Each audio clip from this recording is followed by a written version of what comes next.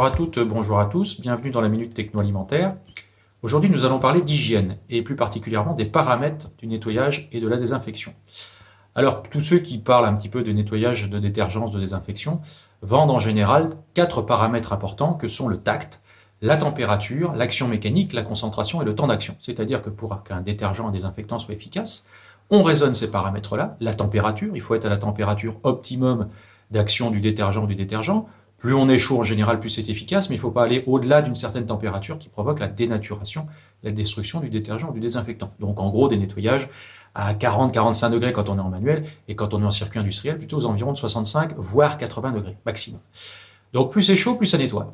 Autre paramètre du nettoyage important, l'action mécanique. Plus il y a d'action mécanique, plus la détergence est importante. On garantit des flux turbulents dans les tuyaux, on garantit l'action mécanique en frottant quand on est sur du nettoyage manuel. Plus on frotte, plus on est efficace. Autre paramètre, la concentration en produits de nettoyage ou de désinfection. Plus on met de produits, plus c'est efficace, mais attention, l'augmentation de la concentration en produit n'est pas proportionnellement équivalente à l'augmentation de l'efficacité. C'est-à-dire qu'en gros, il y a un seuil optimum de concentration du produit, 1%, 2%. Si on va au-delà, c'est plus efficace, mais c'est pas aussi efficace que l'augmentation de concentration. C'est pour ça qu'il ne faut pas surdoser les produits de nettoyage. Ça fera l'objet d'une prochaine vidéo. Donc ne pas surdoser, respecter la concentration à 1,5-2% de produit dans la solution. Et enfin, le quatrième paramètre qui est le plus souvent étudié, c'est le temps. Plus on laisse agir un produit, plus c'est efficace. Ça peut être des temps très courts, quelques minutes pour un nettoyage en circulation, jusqu'à un temps beaucoup plus long pour un trempage.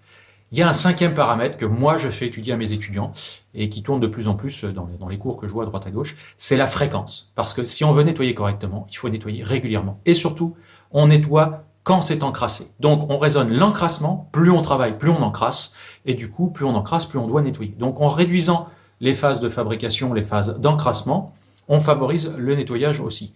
Certains vous diraient que c'est lutter contre les biofilms. Ça ne lutte absolument pas contre les biofilms, ça lutte contre l'encrassement global, ce qui n'est pas la même chose.